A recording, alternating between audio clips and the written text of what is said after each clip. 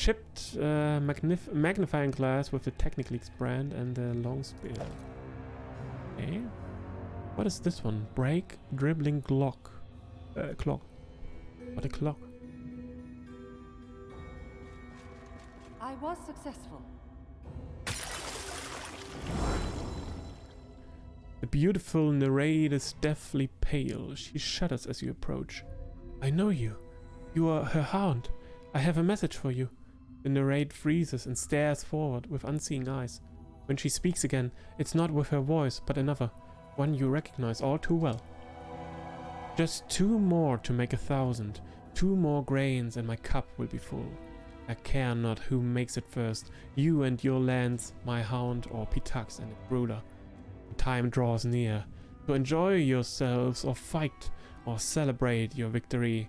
Each step you take is one more toward my triumph. Take the tool promised to you. It awaits you here at the bottom of the lake in the abbey. But bear in mind, my peacock already knows you have revealed his secret. He's terrified and he will soon make his move. Finished speaking, the Nereid hugs her shoulders and lowers her head. Who are you? Why do you speak with Narissa's voice? The Nereid lifts her head and stares at you with big blue eyes. I am Envidra. I've spent many years serving my cousin Narissa as her living tool, a channel for her voice, as a gift to her peacock, King Iroveti. Through me he could communicate with her. Why would Narissa do this to you? It is a long story, though you surely know much of it already. Long ago, my dear sweet cousin was different, but then a curse fell upon her, and it changed her completely. It's been a long time since I could recognize Narissa, our once proud, brave, and visionary leader. The curse deprived her of her heart, and her first victims were her sisters, the nymphs, and myself. What was the tool Narissa spoke of? A dark secret is hidden in these depths. The remains of victims of a treacherous murder. Side by side they lie at the bottom of the lake, the offspring of 4 noble Pitaxian families, the Arkenza, Catanei, Vascari, and Strokal. I know little of the games mortal monarchs play, but I've watched Iroveti for a long time. He fears these bones will be recovered and draw the vengeance of their living relatives. That is why Narissa told you where to search for the bodies. You also told him you would come to retrieve them. 2 rulers at each other's throats is exactly what she needs. Narissa, dear cousin, what have you become? Who was that strange halfling that attacked me at the entrance? Avindra frowns and hisses through gritted teeth. The gardener. That is how he was known. The madman was obsessed with me, and Iroveti exploited that weakness of his to turn him into the most loyal of his guardians. I do not wish to speak more of him. Thank you for sharing this information. Farewell. Wait, I beg you. Please take me with you, Queen. Let me live in your capital. I will repay you by telling you all I know.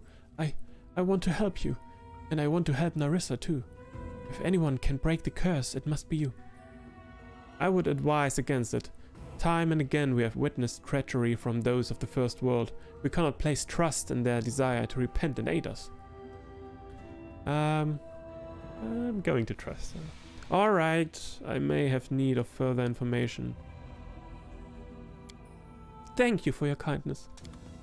It's not like it wouldn't make a difference, really. I mean, Narissa can spy on me just all the way she wants. She doesn't need some extra agent in my capital or something. She's already like all powerful, so it makes no difference. The underground lake looks like a silver mirror. The reflections on its surface are so clear that you can make out every wrinkle in your clothes and the individual strands of your hair. What you can't make out, though, is anything that may be hidden beneath the water. Harim clasps his hands over his belt and looks around serenely.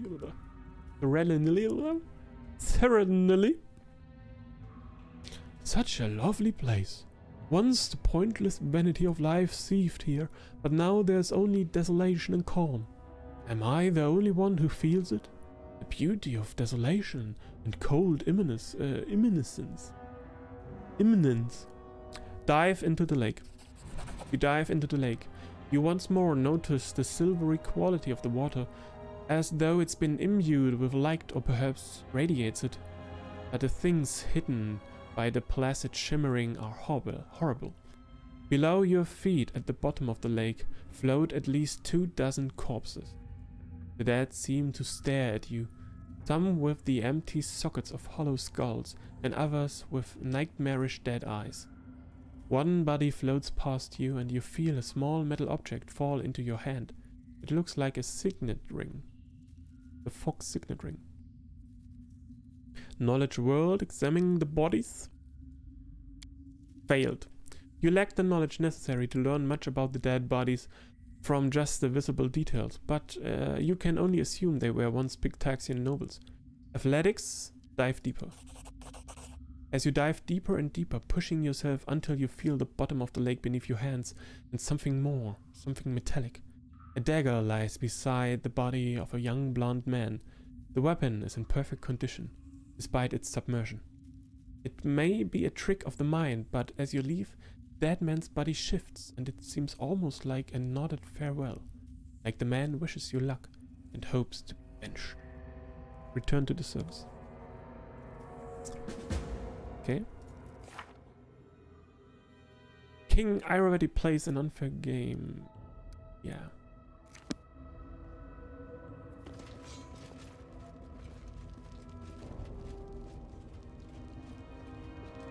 So yeah, he killed all those noble offsprings to secure his claim on the throne.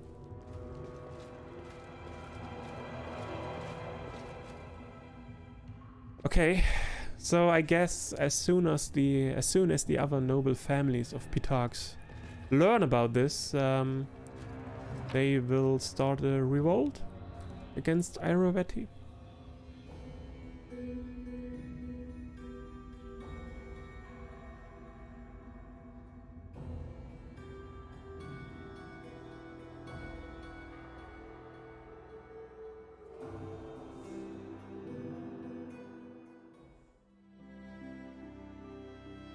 So, can we enter the capital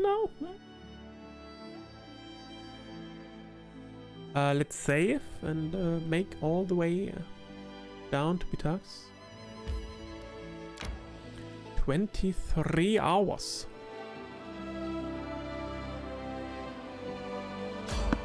Try to avoid.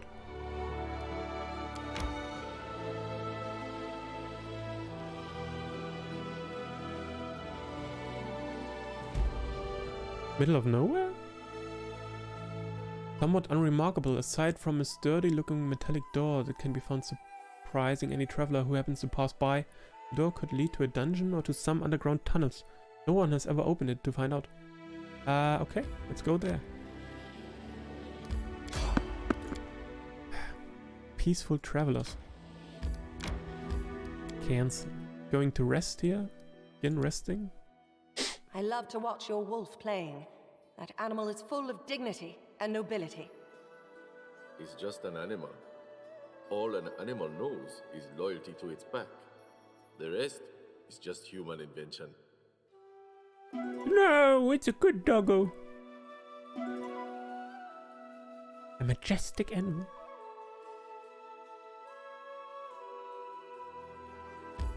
Let's take a look at this location. Want to see all the action? I want to kick Irovati's ass, and I want to claim his kingdom as mine. And then I want to kick Nerissa's ass and beat this game. So what do we have here? Maybe yeah, we start with Bless. What the fuck?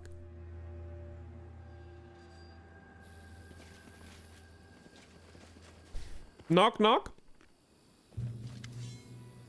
A solid door blocks your entrance. The owner clearly doesn't care for uninvited guests. Use detect magic. The door literally shines with dozens of magical auras. It's impossible to see any pattern in this mess. It seems like the spells were thrown on the door occasionally and chaotically rather than created in an elaborate order. Knock politely. Nothing happens. Trickery. Pick the lock.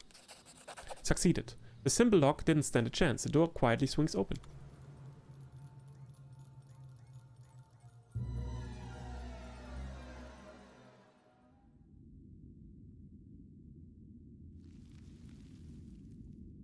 The door to another dimension.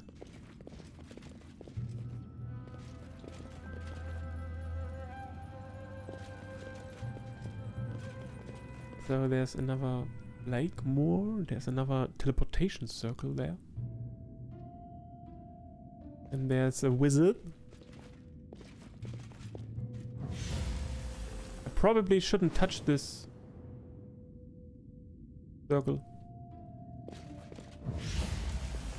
He's trying to summon something. A large and broad man turns to you, trying to smooth his thick, tousled hair. His deep voice could have belonged to a giant. Hey, who are you?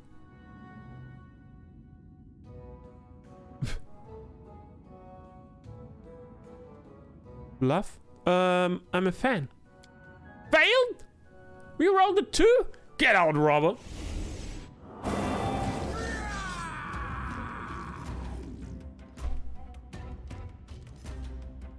Those goddamn 2s. God damn it.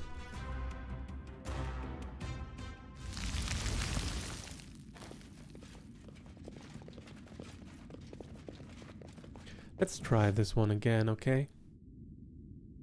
Lagmoor, Lakemoor, whatever. I'm a fan. The man heaves a heavy sigh.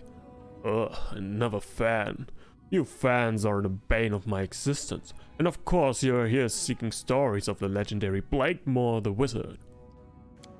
How can I help you? What are you doing here? This humble dwelling is my workshop. It's where I'm creating my masterpiece, the Cien Majestic Grimoire, a calligraphic work of art. The client who ordered it is my good friend Captain Martin. Oh, he must be getting so impatient by now. I'm so far behind schedule. I just want the grimoire to be perfect, you see. Perhaps it's time to finish the grimoire? Blakemore stares at the scattered pages with ill-concealed yearning. The book is almost finished. It's a phenomenal piece of work. All it needs is a couple of alterations. Everything must be perfect. Blakemore's voice trembles.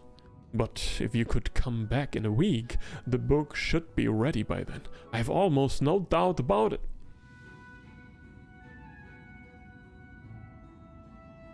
Ooh, knowledge arcana 40. It's important to be able to accept closure. Perhaps it's time to put a period on it. Maybe I can help you finish the book. We need a high roll for this one. Failed, yeah. Blakemore scoffs. Well, of course. Here's foolish me sitting and racking my mind day and night, but here you come, a renowned author no less. For you, it's just a piece of cake. You'll finish everything in 5 minutes. Blakemore frowns, offended. You shouldn't underestimate me. Diplomacy 35. It's important to be able to accept closure. Perhaps it's time to put a period on it. Succeeded.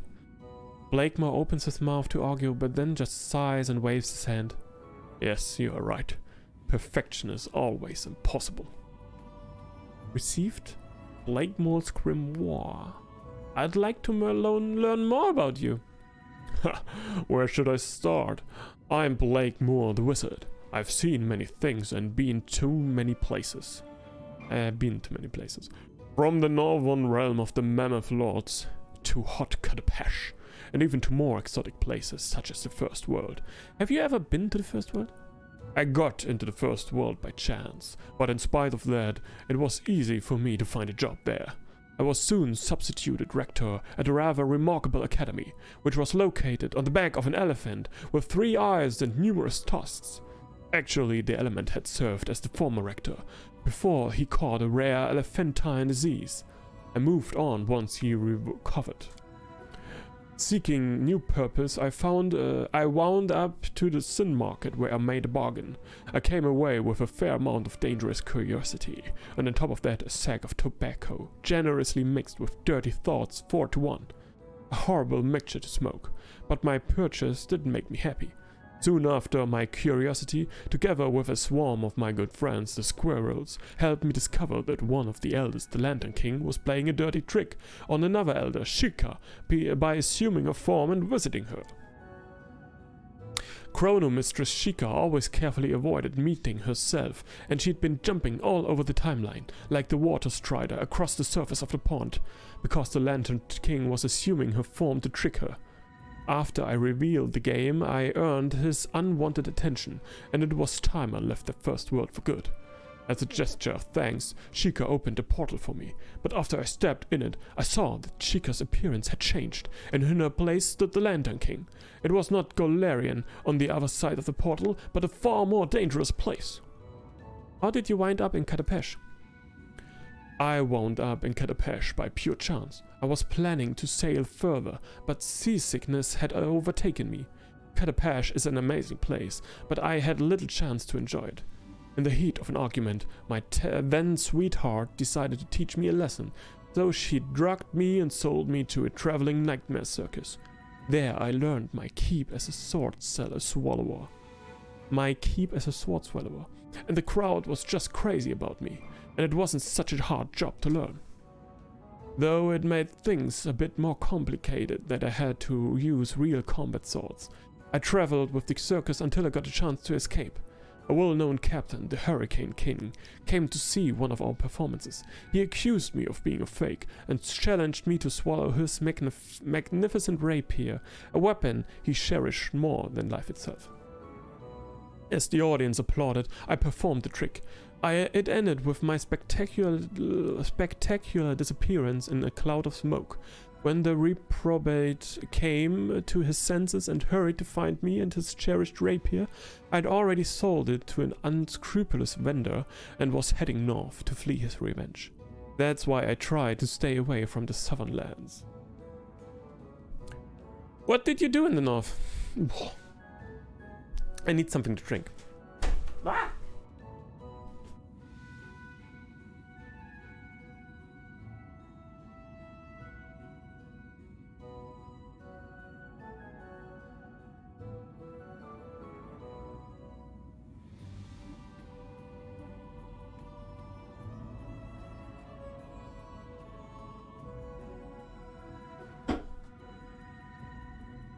So I will have to read the rest of it with my regular voice, or I might lose it. While taking part in an expedition quite contrary to my intentions, I found myself hunted by some barbarians. While trying to escape, I climbed up into the mountains, so high that the barbarians had to abandon their quarry to the mercy of icy winds and avalanches. So I plodded across the highlands until I spotted a little light in the darkness. It turned out to be a tavern, where a celebration was underway. The Highlanders weren't too happy to welcome an intruder, but they agreed to give me shelter if I beat them in a challenge. I noticed a sturdy fellow with a simple face wrapped in a cloak, so I picked him to be my rival. The competition, gluttony. The savage snatched my backpack, turned it inside out, and started to cram all my equipment into his mouth. In a short moment, the greedy Highlander had swallowed all my stuff, the backpack too, and gobbled down my axe for dessert. The barbarians were already making bets how long I would last out in the cold. Then I tore the mammoth's skull from the wall, broke off its tusks, and rushed it for the huge barrel of beer that comprised the entire wall.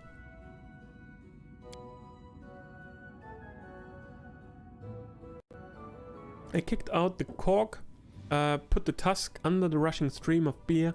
I filled it up like a drinking horn and started to gulp. My memories of the next hours are hazy. I vaguely remember the Highlanders being extremely angry at me for drinking all their beer. I remember how they started to turn into great beasts. and my rival became a wolf with blazing eyes. He charged me, but I caught him by his ears, shoved the mammoth's tusk in his mouth like a bit, and tied my mustache to both ends to form reins. Enraged, the wolf rushed out into the night, with me firmly planted on his back. We ran through the blizzard, and the wild dog whined in anger and humiliation. In the morning, he stopped running and fell, exhausted. I looked around and realized there was not a single snowflake around. In the wild race, we'd crossed the borders of Golarion and entered an amazing place, the ancestors of all other worlds. I took pity on the wolf and let him go. He ran away at once. As for me, many adventures and exploits still lay ahead. Emiri listens to the story with suspicion, but in the end she roars with laughter. So that's who drank all the beer in that tavern. Our tribe liked to stay there, but there was that one time they had no beer and the mammoth tusk was broken. But the thing about the werewolf owners, that's a lie. They are not werewolves, I should know. Emiri looks back at you hesitantly, as though seeking support. Why did you stay here? Are you hiding from someone? Only from my numerous fans. My enemies are terrified of me, even the mighty devils. Once, thanks to a certain vile entity, I ended up in hell.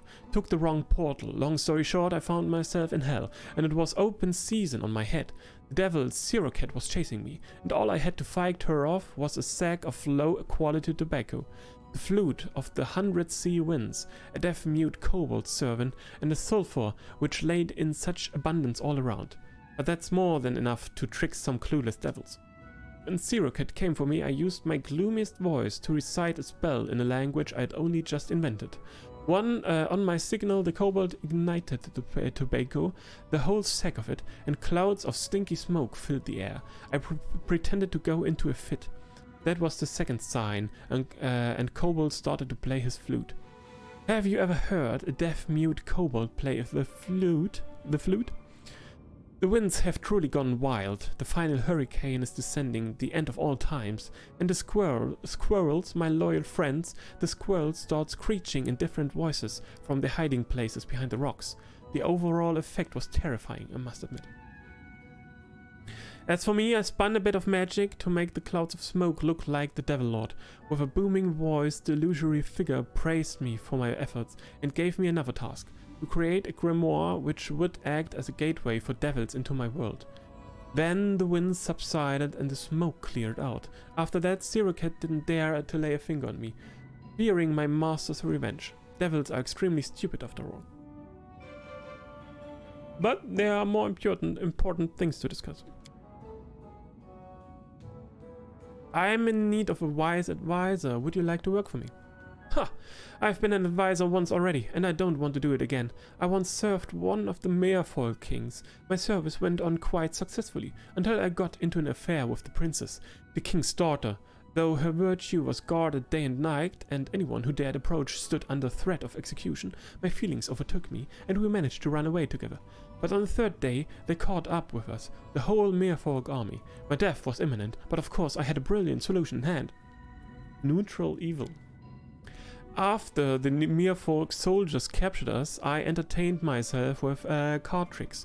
The Merfolk were mesmerized by my talents and demanded that I teach them, so I suggested a wager. We'd play cards. If I lost, I had to teach them my card tricks before they executed me, but for the next 3 days I couldn't lose.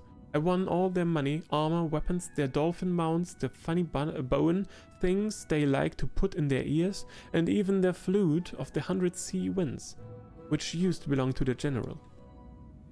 After 3 days, I'd become quite rich. Then the general ordered his fighters to execute me with their bare hands, but at just that moment my princess arrived. All this time she'd been looking for a way for us to escape, and she'd finally found something. It was a pirate ship. We climbed aboard, I blew the flute of the 100 winds, and our sails nearly burst, taking us away.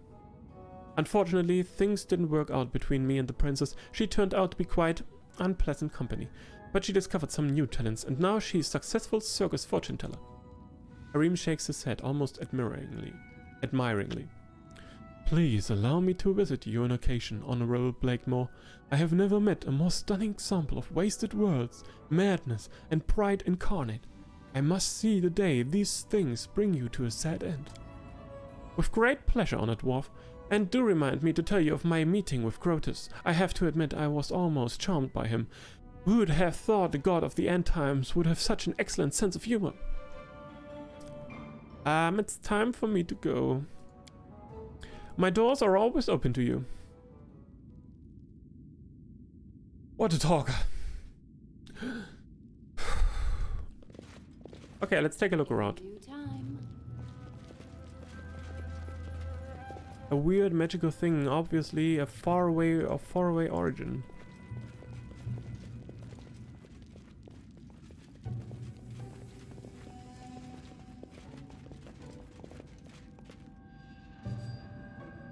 So yeah, we'll collect all.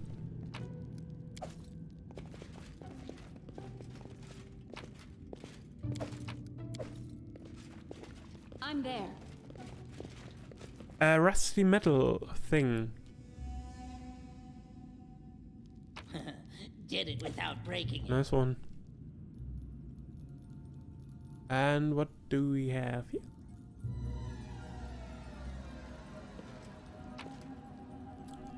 Okay. And over here. Right. I do what I must. Something else we can loot?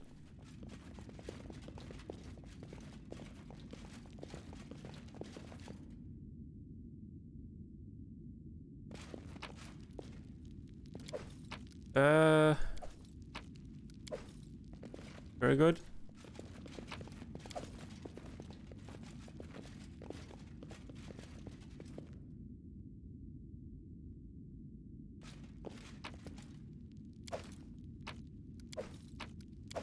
Okay.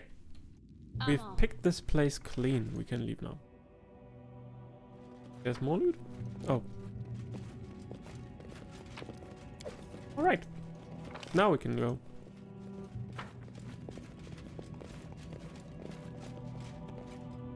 Whew.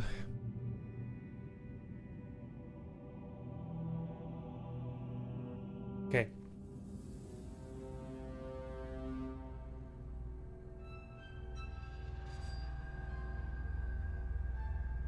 So. That was interesting. What are we going to do with this book of his? What is this book?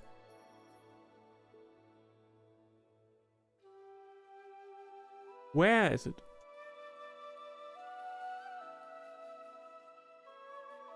Blackmore Grimoire, usable item. This spell summons a furious squirrel swarm. It appears where you designate and acts according to its initiative check results.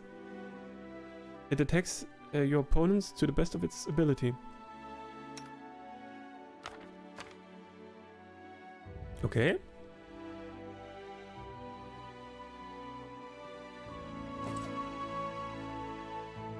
A squirrel swarm.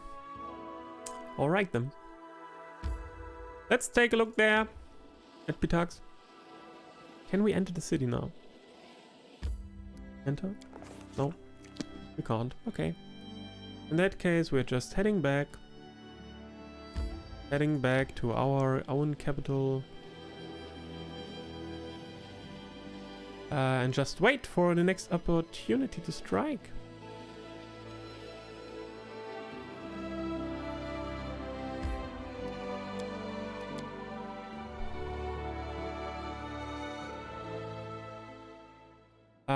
Stripped of feelings, failure. What intrigue, failure. Changelings, failure. Guardians of the World wound, failure. -6 to divine.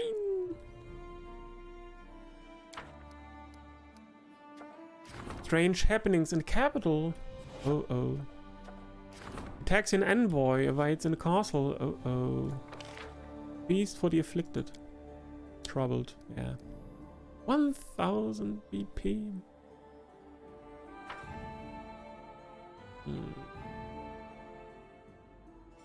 Okay. We have to return to the castle then.